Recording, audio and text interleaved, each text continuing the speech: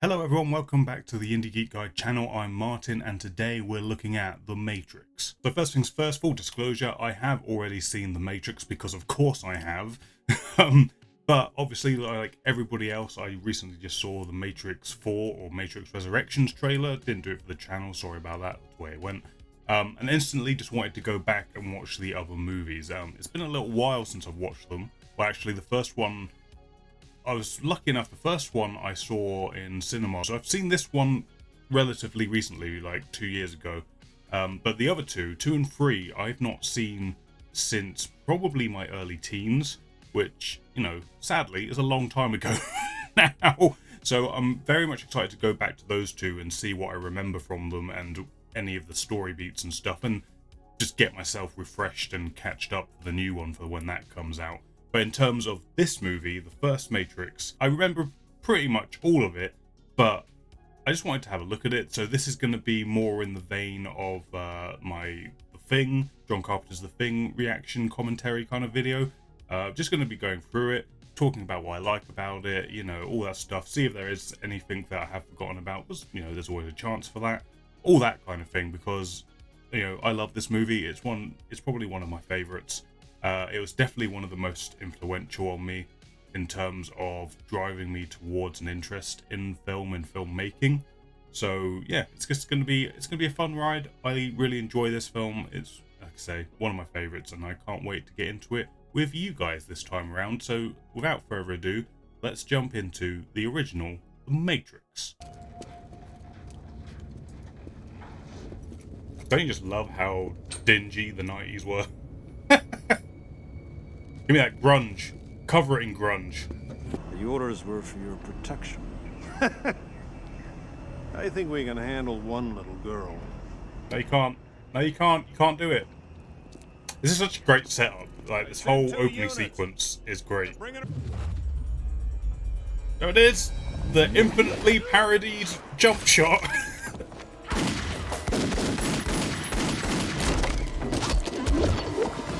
Yep, they're dead. They be dead. Those are all innocent people, presumably. Plugged into the Matrix and she just killed them all. Like I was saying, it's a great setup because if you've not obviously seen the movie before, you instantly go to rooting for the police and the agents because you would associate them with the goodies. And you have no idea that there's weird sci-fi shit going on. Up until this moment, of course, where it's like, huh, maybe there is something weird going on here, because apparently everyone can superhero jump. That's impossible. And not break their knees, as Deadpool would quite rightly point out.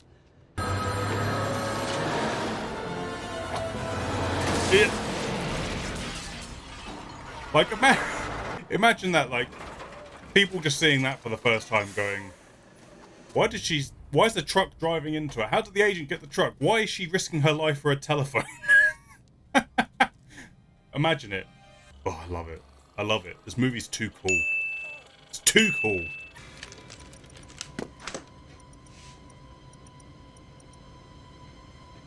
Well, that would be a disturbing thing to wake up to, wouldn't it? Hallelujah. You're my savior, man. My own personal Jesus Christ. You get caught using that. Yeah, I know. Very on the nose. You don't exist.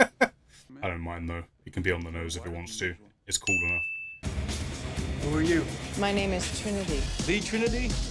That cracked the IRSD base. Jesus. What? I just thought, you were a guy. Most guys do. Yeah, I bet.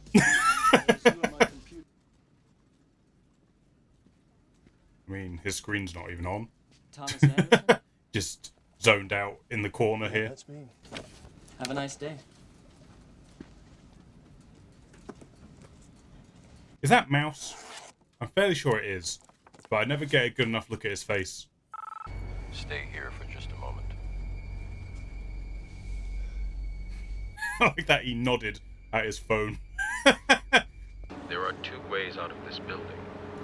One is that scaffold, the other is in their custody. You take a chance either way. I leave it to you. It's a good little setup to sort of start Neo down the path of free will and all that by giving him a choice. Like, either you do this and get your freedom, or you go with them. That's your first actual choice in reality. And obviously the whole theme of choice goes throughout the whole franchise. Yeah, fuck that. Absolutely fuck that.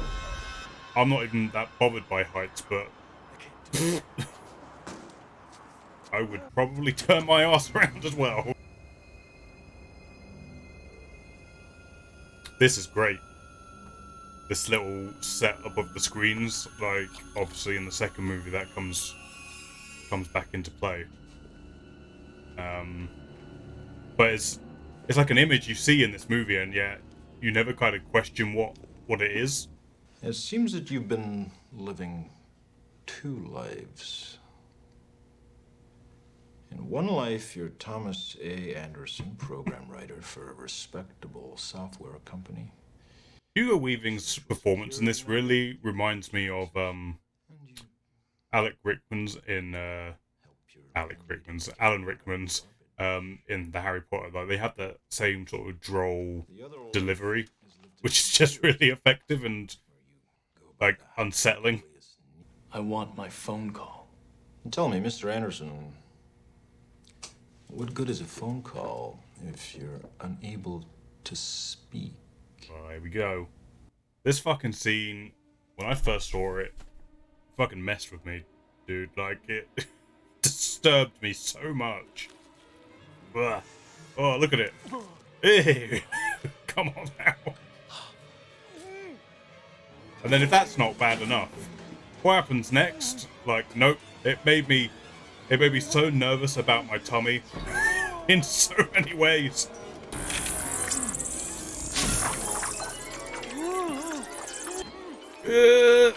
No. Oh, the way it just. Ugh.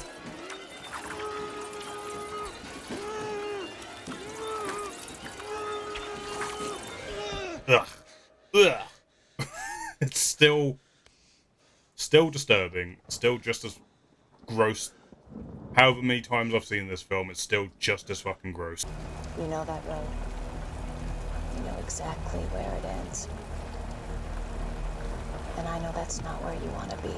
It's funny, as a kid, I just took that very literally, like, what's at the end of that road? What's so bad down there? Obviously now, subsequent viewings, I get that there is a metaphor there, but it's just funny thinking of it as my child self when I first saw this. Like, that must be one bad road. Clear.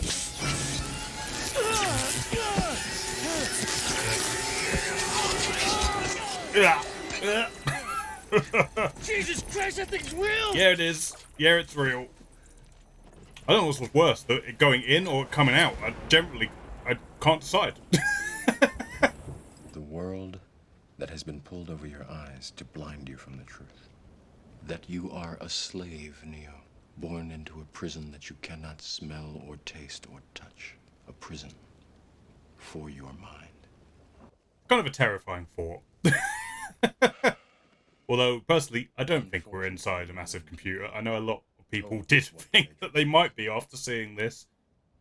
But I think it's more of a metaphor for maybe questioning certain parts of authority and the people who control the systems around the world and all that kind of stuff. And after this, there is no maybe not just be as accepting as the world as you see it. The story ends. You wake up in your bed and believe whatever you want to believe. You take the red pill. You stay in Wonderland. And I show you how deep the rabbit hole goes. Tell me in the comments, guys. Red pill or blue, what would you take? Be honest. There's no shame in taking the blue pill. But you are willfully ignorant. It doesn't look comfortable. They really did a good job of making that shit look uncomfortable. Why would you have your mouth open? Why would you keep your mouth open?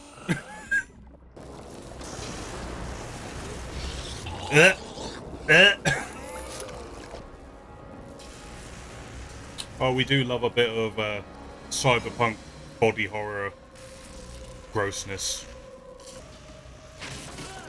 Ow, ow, ow, ow, ow, ow, ow. I always get so, like, antsy about him going down this tube. Like, it was like, he's gonna cut himself on something, or... Ugh. Why my eyes, sir? You've never used them before. Oh, man, the fucking, like, depression in his voice. The answers are... You feel it. Ugh, like, this is our species right now. The world as it was at the end of the 20th century. It exists now only as part of a neural interactive simulation that we call the Matrix. You lived in a computer, Neo.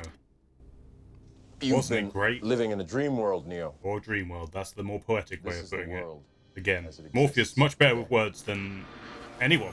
Watch them liquefy the dead so they could be fed intravenously to the living. And standing there, facing...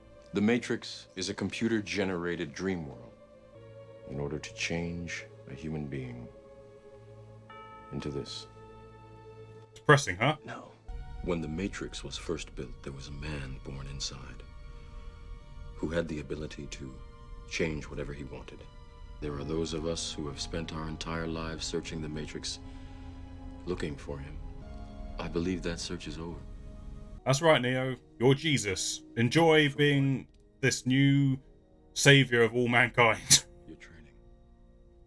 But no, I find it interesting that the whole one mythology is... I mean, it's obviously a metaphor for a virgin birth. In terms of, like, a guy who was born out of nothing, just came into existence to be a savior. To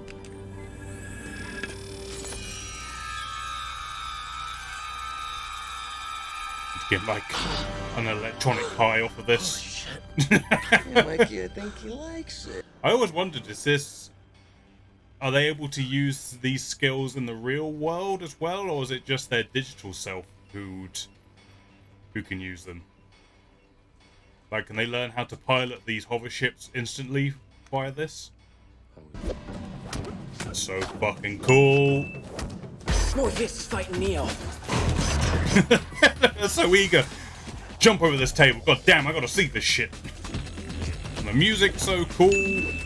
When I was a kid, I just wanted to be as cool as the Matrix. That's all I wanted to be. Was never gonna happen. I did end up taking kickboxing and kung fu lessons because of this movie. Come on, stop trying to hit me and hit me. Free your mind.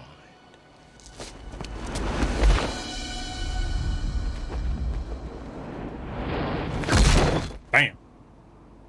Whoa. A round of applause for that one, everyone. Come on. If you're killed in the Matrix, you die here? The body cannot live without the mind. Yep. Great way of saying up to stakes.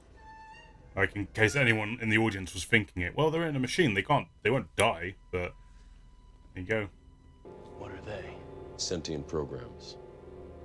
They can move in and out of any software still hardwired to their I find that system. interesting as well, that the means agents are, anyone like, we sentient. haven't unplugged So they're not, like, is potentially an agent. machine controlled Inside the necessarily, Matrix. even though they work for them. They are everyone. They are And they are sentient within the Matrix itself. We have survived by hiding from And them, obviously by Agent running. Smith shows, even before he But they are gets the gatekeepers. turned into a They virus, are he guarding all the shows doors, they are holding all the individuality keys, which means in a that way sooner or later, more than any of the someone's others, going to which have is to also fight. interesting. Someone.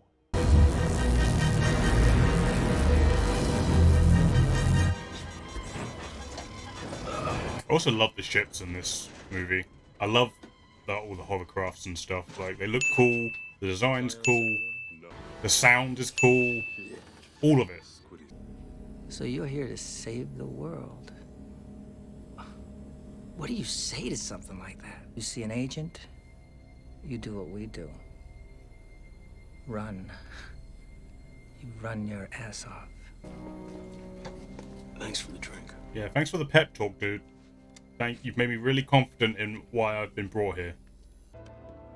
I do like, sort of the evolution of Neo's outfits every time he goes into the Matrix. Like, it just becomes gradually more We'll be back. individual, I suppose, each time he dives in.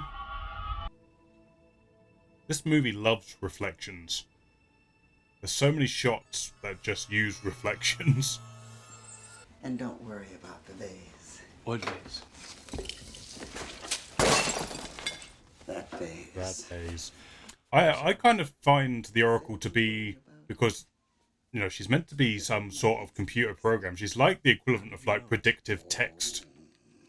Like, she can figure out what is kind of going to happen, or predict, like, a potential version of what's going to happen via text.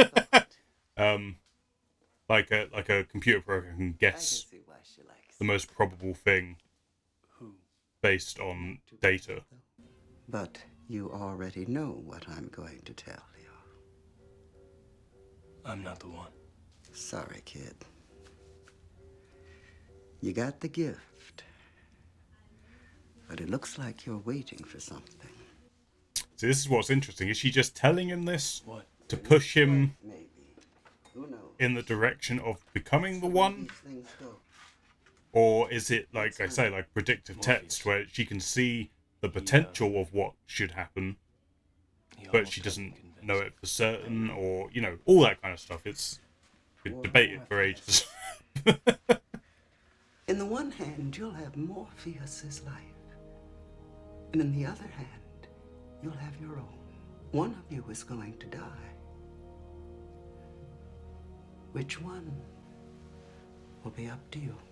See, now I'm personally in the camp that she, like Morpheus says, she tells you what you need to hear.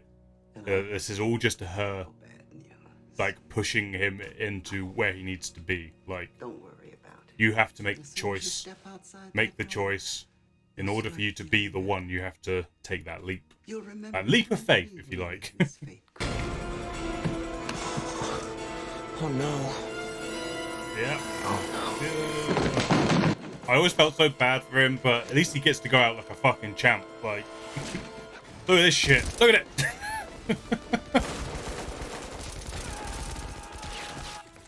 Damn.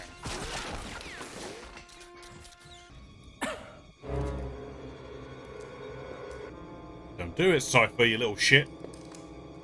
I mean, I know what he's gonna do. I know. It's still upsetting. On the walls.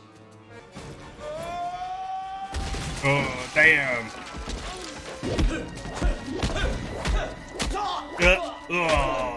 It's so painful. All the connecting hits just fucking land, dude. No, Cypher, you little bitch. Little bitch boy.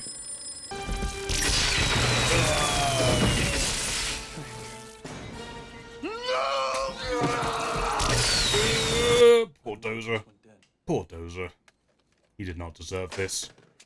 If you would have told us the truth, we would have told you to shove that red pill right up your ass. I mean, he did tell you the truth.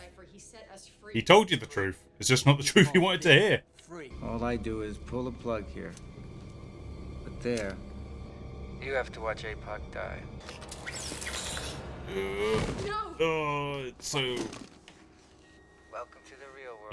If you didn't hate him already, just the pure, just malice behind all this. I mean, if Neo's the one, then there'd have to be some kind of a miracle to stop me. No, I don't believe it. Miracle, bitch. Believe it or not, you piece of shit, you're still gonna burn.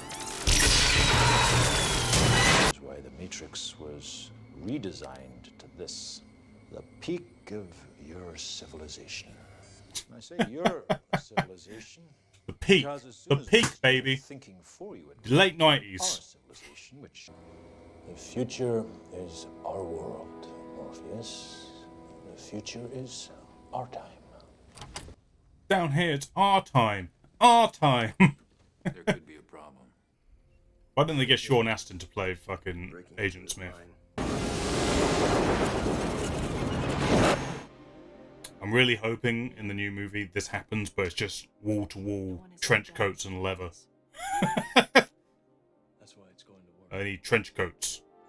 Lots of trench coats. Loose change.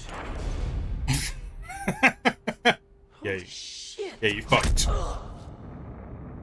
But here's all these innocent people getting blasted away. But this shit's cool.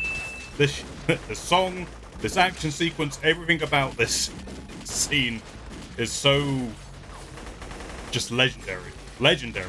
It's the only word to describe it. So fucking cool, so badass.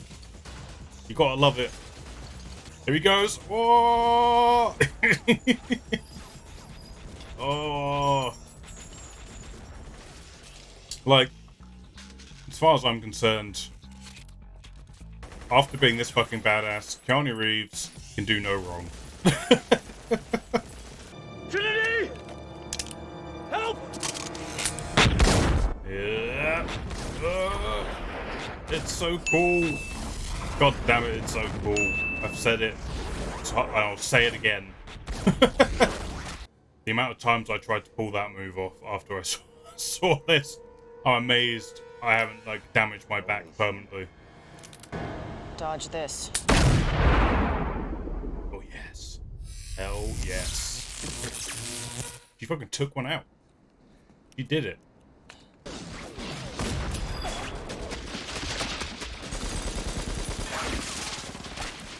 Oh. So cool! Everything! All of it! That's insane. That stunt is insane. Just dangle from this helicopter, why don't you?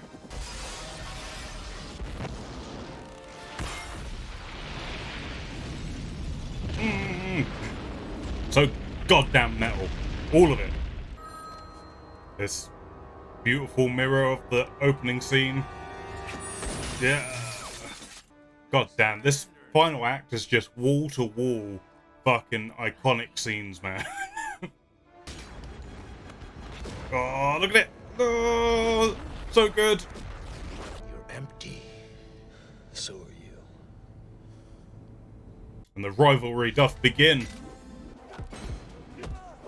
Bam, that move. That fucking move. I love doing that in one of the video games. Enter the Matrix. Oh, the Liu Kang kick. Goodbye, Mr. Anderson. My name is Neo. The name he chose for himself. Damn.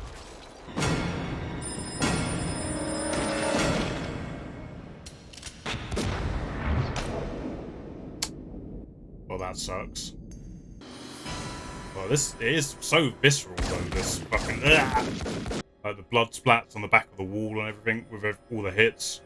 The Oracle told me that I would fall in love and that the man that I loved would be the one. I love you. This is like a fairy tale. Well, Alice in Wonderland, but it is so fairy tale-esque in so many ways.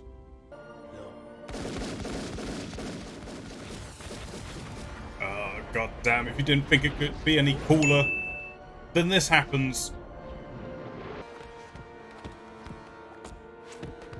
Here we go. Oh my god. There was ever a flex, that was it. Oh, Neo, you don't know what you're gonna unleash by doing this, though. Bye. See you next time. I'm going to show them a world without you. A world without rules and controls, without borders or boundaries. A world where anything is possible. He's just calling out the Matrix. He's just like, yo, bitch. This is over.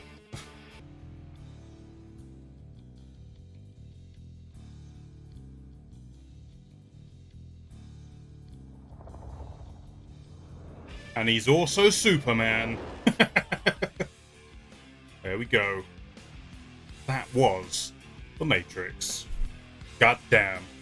it's still as cool as it ever was. Okay, that was the reaction commentary for The Matrix. If you enjoyed it, please hit the thumbs up button. It helps me know you liked it. It helps this video get seen by more people. And maybe consider subscribing so you don't miss any future videos. Also, there's a bunch of other stuff on the channel if you want to check all that out. And there's some links down there to various bits and pieces. But other than that, we're now going to talk about this movie. Okay, The Matrix, one of my favorite films of all time. Obviously, as I said at the top of this video, I was inspired to... I was going to watch them anyway, but I thought I'd do it on the channel because, you know, why not? Just to get my feet back into the Matrix pool, ready for the new movie when it comes out, and already super enjoying it. But this movie in particular, I mean, I can't really speak for 2 and 3. I know a lot of people don't like 2 or 3. I'm going to be very interested to jump into those 2 shortly. I'll talk about that when that's going to be happening at the end of this. But for this movie, god damn, is it so cool. I said that so often throughout this video, but it's just the best way to describe it. From the sound of it, the look of it, the story of it, the casting, everything is just one of those things where all the pieces just lined up perfectly. And like I say, like, there's just wall-to-wall iconic moments throughout the movie. There's quotable lines, set pieces that just stick in your brain, and all of that stuff. It's just one of those movies that just hits it out of the park without seemingly any effort, even though you know that a lot of effort goes into making these sort of things, but they just make it look like they, you know, you just... But let's talk about, as I was watching it, I was trying to, you know, let's try and break this down a little bit. Let's try and find out why it worked as well as it did, right? This movie, obviously, a lot of people say this when, obviously, I was younger when I saw it, so I don't think when I saw it, I computed this in the same way someone older might have done at the time. But a lot of people say that they walked out of this movie changed, like it made them think about the world in a new light. And maybe some of those people were like, maybe we are in a computer program. Maybe that is what's happening to us. But I think more to the point, and I sort of said this in the reaction, if it's there, it was one of those movies that inspired a lot of people of a certain generation to maybe, or maybe not even just of a certain generation, just people in general who just, the movie just spoke to look at the world, look at how it's run, look at the systems that are in place. What are they for? Are they helping? Are they making things worse? All that stuff. Like, it just made people maybe question things that they never gave much thought to previously. For a movie to speak to people in that way is very difficult and impressive that it did that. And I think it really, really did. And then on the other side of it is just like the craft of it, the filmmaking. Like, everyone knows that this movie has been parodied, copied, up the wazoo. Like, that when this movie came out, I remember distinctly, like, every movie afterwards had a scene that had bullet time, had a scene where people were running up walls or seeing bullet streams, or, you know, all of that stuff. Like, it impacted films for a long time after it came out, and I think in maybe more subtle ways to this day still does. Like, it changed filmmaking in a lot of ways, and I think it's important that we don't forget that. I think even though a lot of people would say it got tired after a while, and it did, like when other people just ripped off or just sort of made the same joke over and over again based on what this film did, that stuff got tired. But I think the stuff that stuck and other people use in other creative ways, like, you know, slow-mo, and just the way it's shot, and, you know, embracing the sort of style of different forms. Like, obviously there's a lot of like Eastern cinema styles put into this movie. There's also a lot of like anime influence on this, like all that stuff, and just being able to compile it into something that is, you know, very Western and Eastern, and combine it and to make it work. I think those sort of elements sort of stuck, and you sort of still see that today with people in like Western filmmaking embracing different types of cinema and bringing it over and using it.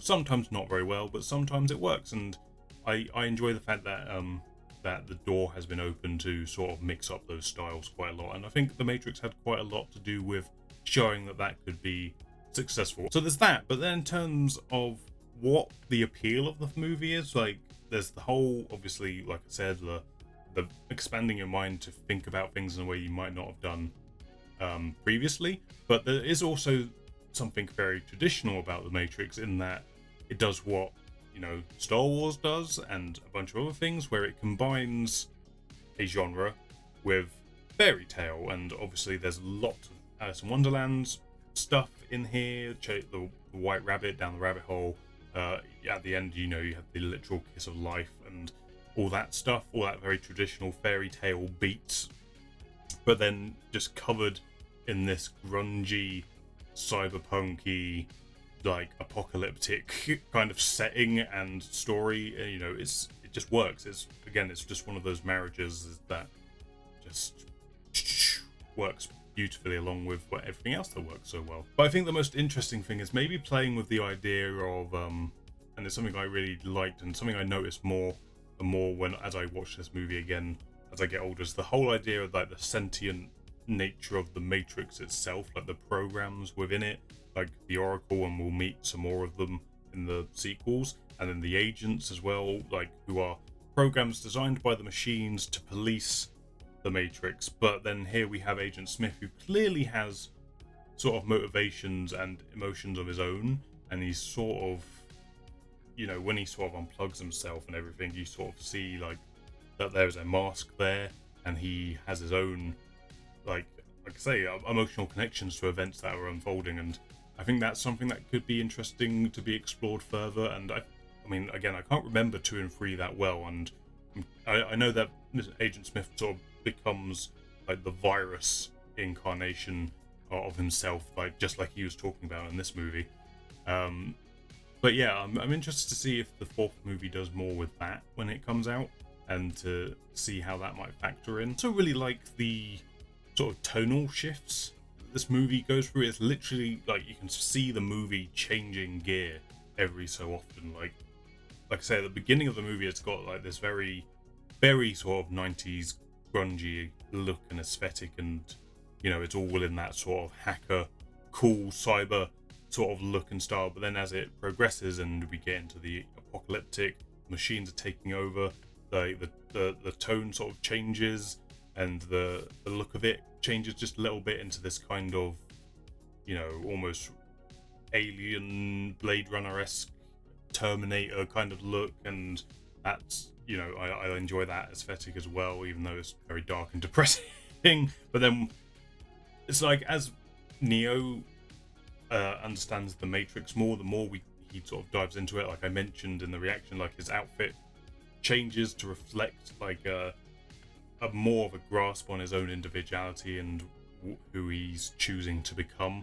That's like an interesting, but the film also does it as well. Like the film looks more and more like it opens, like it feels like it becomes bigger, and the scale gets bigger and bigger as it goes along. Like the opening of the film feels quite claustrophobic and like dense and packed in, and you're trapped, and you're, like, much like Neo himself, he is trapped in this place, like he's at his desk asleep, where he's like trapped in this little area where there's stuff all around him, and he's closed in, and all the corridors feel really small and dirty, and there's people just all around him. And then slowly as it goes on, you get into like more open spaces, and like it just changes. I liked all that stuff. It's just a really good movie at the end of the day. It's one of those movies I can just watch happily. Like if it's on, I will watch it, no problem whatsoever. And the fact that it's over 2 hours long and it doesn't feel like it, like that's impressive in of itself. Like if you have a run time that long, you know, you've got to be confident with your thing that you've made, and they have every right to be with this movie, because it does not feel like it's over 2 hours long. Like it just whips on by because you're just so invested in it. And yeah, it's just a great time. Everything about it is great. That is my mark on this movie. It is great, and no one will ever convince me otherwise. And anyone who does say otherwise, I don't trust their opinion. So obviously, I fully recommend The Matrix. You should go watch it for yourselves if you never have. I don't, you know, I always find it shocking whenever anyone says they haven't watched it. I'm one of those people. But yeah, absolutely go and see The Matrix, especially before the new one comes out. Go and watch this one especially. And we are going to dive into 2 and 3. That is going to happen. It's not going to happen for a little bit though, because next week I'm going to be doing North by Northwest, so make sure you come back for that. And then October happens and we're going to be doing Friday the 13th. We're going to be going through parts 1 up to Jason X. Hopefully we'll get them all done, and that's going to be what Halloween is. And then we will return to Matrix with 2 and 3. So if you want to see all that, make sure you're here for it. Make sure you subscribe for it and all that good stuff.